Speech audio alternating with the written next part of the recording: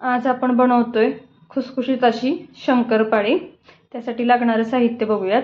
1 वाटी तूप, 1 वाटी दूध आणि 1 वाटी साखर हे सगळं मी समप्रमाणात घेतले। वेलची पावडर, चिमूटभर मीठ आणि मैदा। चला तर आता रेसिपीला सुरुवात करूयात। सुरुवातीला काय करायचं आहे, गॅसवरती एक भांडं ठेवून थोडंसं गरम होऊन द्यायचं आहे आणि त्याच्यामध्ये आपण जे 1 वाटी दूध घेतले ते घालून घेऊयात।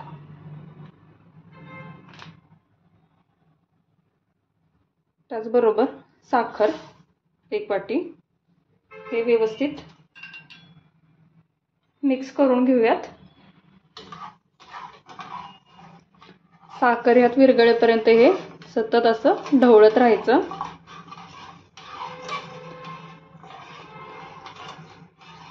हे शंकरपाळीचं प्रमाण अगदी योग्य आहे। त्याच्यामुळे शंकरपाळी खुसखुशीत होतेच, त्याबरोबर त्याला खूप सारे पदर देखील सुटतात आणि बनवायलाही तेवढीच सोपी आहे।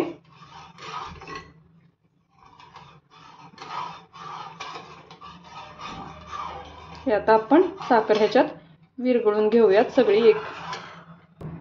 आपली साखर आता पूर्ण विरघळली आहे। ही साखर विरघळण्यासाठी 5 ते 10 मिनिटं लागतात। तुम्ही जर चॅनलवरती नवीन असाल, अजून चॅनलला सबस्क्राइब केलं नसेल तर चॅनलला सबस्क्राइब करा, व्हिडिओला लाईक करा, कमेंट करा, शेअर करा। आता ही साखर विरघळल्यानंतर काय करायचं, गॅस बंद करायचा आणि ह्याच्यामध्ये हे आपण जे 1 वाटी तूप घेतले ते घालून घेऊयात।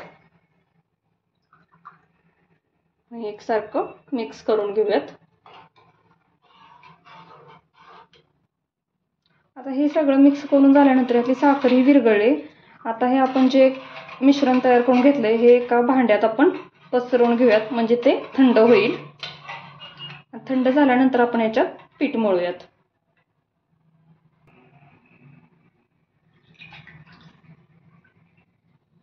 आता हे आपण थंड करायला ठेवून दिले, तोपर्यंत काय करूयात, आपण मैदा चाळून घेऊयात। इथं मी 6 ते 7 वाटी मैदा चाळून घेतला। आता त्याच्यामध्ये जेवढा मैदा बसेल तेवढा आपल्याला घट्टसर असा गोळा करून घ्यायचा आहे। इथं माझा सगळा मैदा आता असा व्यवस्थित चाळून झालेला आहे।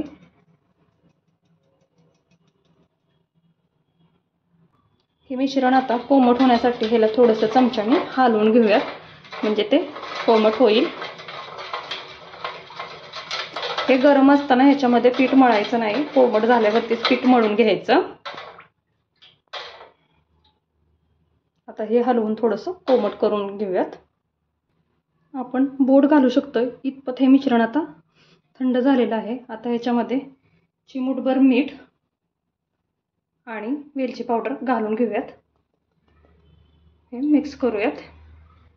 मीठाने काय होतं, कोणताही गोडाचा पदार्थ केला की त्यात चिमूटभर मीठ घालायचं, त्याने छान चव येते। आता ह्यात बसेल तेवढा मैदा घालून घेऊयात आणि पिठाचा घट्टसर असा गोळा करूयात। थोडं थोडं पीठ याच्यामध्ये मिक्स करूयात आपण। मी एकूण 7 वाट्या पीठ घेतलंय।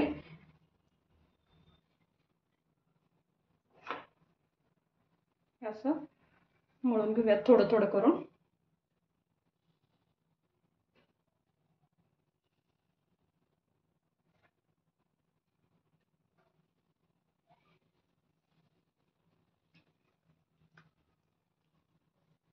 एक वाटी दूध, 1 वाटी साखर, 1 वाटी तूप ह्या प्रमाणाला त्याच वाटीने 7 वाटी मैदा लागतोच, म्हणजे हे योग्य प्रमाण आहे याचं।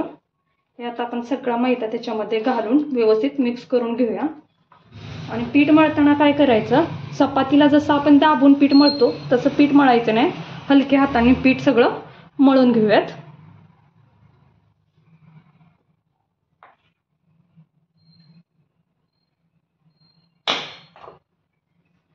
पिठाचा घट्टसर असा गोळा करूयात।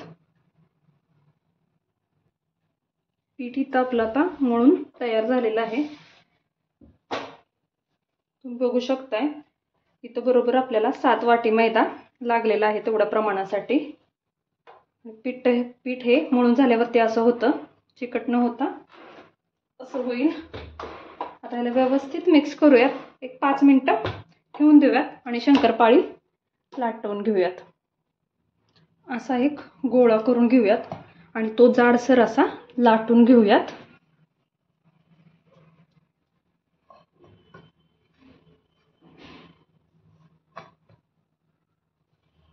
लाटताना ह्याला साईडून क्रॅक जातील, त्यामुळे अजिबात घाबरायचं नाही. ते साईडचं आपण कट करून टाकायचं.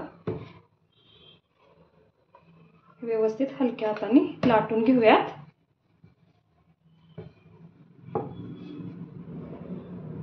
इथे एक गोळा आपला लाटून झालाय. आता कडेने असं जेवढं क्रॅक गेलंय तेवढं सगळं काढून घेऊयात.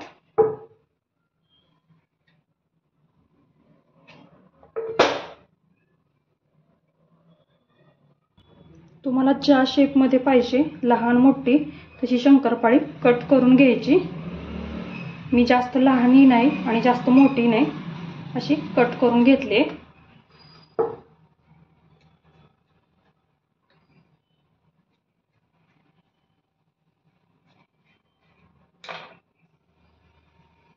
अशी जाडसर ठेवायची म्हणजे त्याला लेयर्स पडतात. आता एक एक करून आपण सगळं तळून घेऊयात. इथं आपण तेल गरम करायला ठेवले. तेलात एक छोटासा पिठाचा गोळा टाकून बघायचा. तो पटकन वर आला की समजायचं तेल तापलंय. आणि इथं आपल्या सगळ्या शंकरपाळ्याही करून तयार आहेत. आता एक एक करून त्याच्यामध्ये सोडून घेऊयात. शंकरपाळी तळताना गॅसची फ्लेम लो टू मीडियम ठेवायची. खूप फास्ट गॅस ठेवायचा नाही, नाहीतर काय होईल, शंकरपाळी वरून भाजली जाईल आणि आतून कच्ची राहील. असं एक एक करून सगळं सोडून घेऊयात. झाऱ्यानं सतत अशी शंकरपाळी हलवून घ्यायचा म्हणजे त्याला एकसारखा कलर येईल आणि त्या एकसारख्या भाजल्या जातील.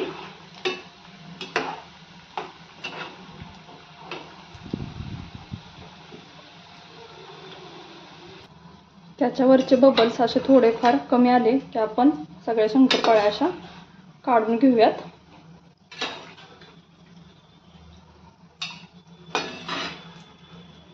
जास्त डार्क कलर येईपर्यंत पण त्या तेलामध्ये ठेवायचं नाही. थोडासा गोल्डन ब्राऊन रंग झाला ते काढून घ्यायचं, कारण आपण ह्या काढून घेतल्यानंतर ही त्याची तळण्याची प्रोसेस चालूच असते 2 ते 3 सेकंद.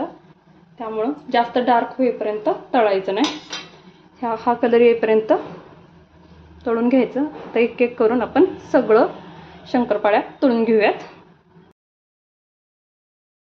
आपल्या इथं सगळ्या शंकरपाळ्या करून झाल्यात. ही शेवटची बॅच आहे जी मी तळून घेतली आता. तुम्ही बघू शकता याला खूप साऱ्या लेयर्स पडल्यात. दिसायला ह्या जेवढ्या छान दिसतात तेवढ्या चवीला खूप छान असतात. एकदम क्रिस्पी होतात बिस्किटासारख्या. एकदा नक्की करून बघा.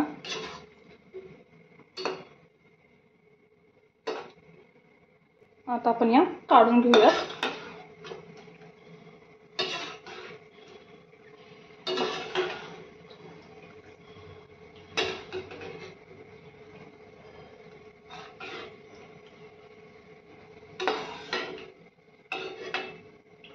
सगळ्या आपल्या आता अशा शंकरपाळ्या काढून घेतल्यात. आपल्या सगळ्या शंकरपाळ्या बनवून तयार झालेल्या आहेत.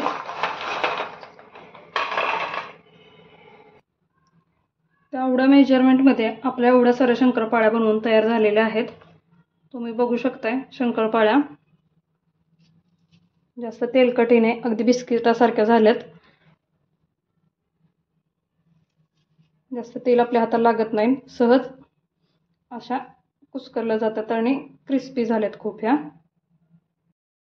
तेवढ्या मेजरमेंटमध्ये आपल्या एवढ्या साऱ्या शंकरपाळ्या बनवून तयार झालेल्या आहेत. तुम्ही जर चॅनलवरती नवीन असाल तर चॅनलला सबस्क्राईब करा, व्हिडिओला लाईक करा, कमेंट करा, शेअर करा. आणि पुढची रेसिपी तुम्हाला कोणती बघायला आवडेल मला कमेंटमध्ये नक्कीच सांगूयात. तुम्ही बघू शकताय शंकरपाळी खूप अशी क्रिस्पी झाली आहे आणि ती अगदी बिस्किटासारखी होते. एकदा नक्की बनवून बघा. परत भेटूया अशाच एका नवीन व्हिडिओसह.